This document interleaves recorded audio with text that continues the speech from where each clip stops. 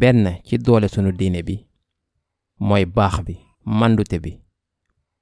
man lu ma war a def nu may solo li may nurul nu may doxalee loolu yépp ngir sama bopp la. waaye su dee nit nuroowul ak lu islam bëgg mu mel, déglu leen bu baax.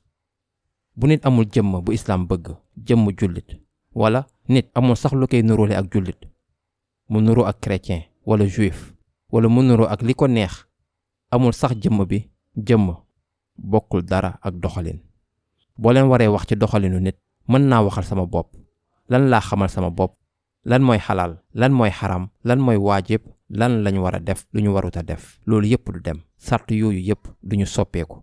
waaye nu may xalaate ci keneen, duma xool seen jëmm wala luy génn seen gémmiñ, loolu kese. gis leen kese ba pare wax ci seen doxalin ndax nit ku baax la wala nit ku bon la. benn baaxu si. nitu xam-xam lañu, waru ñoo wax nekk lu ñu foog rekk. dafa raw loolu. wax lu leen leerul, dañoo war a moytu loolu. dangeen war a moytu. nu mënti demee ay nit nax nañu ma te jàng nañ alxuraan ba jeexal ko, loolu am na, lu leer la.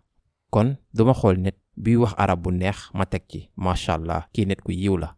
déedéet, dinaa am xel bu rafet ci moom, waaw, waaye dinaa xalaat bu baax su may am affaire ak moom. ci benn anam bi, nit ku nuroowul ak ni ma ko bëggee wala waxul ak nu ma ko bëggee neexuma, waaw, waaye warul tax may am xel bu ñaaw ci nit kooku, di xalaat ni amul dara lu baax ci moom, wala mënuma leen wóolu ci ab liggéey wala leneen. waruñoo taqaloo ñaari. jëmm bokkul ci dara ak doxalin, ci anam yu bari sax.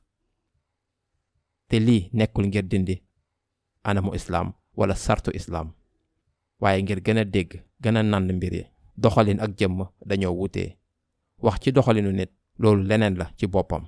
dañoo war a moytu bañ a gëm torop ci benn boor bi, bañ a am xel bu ñaaw tamit ci beneen boor bi.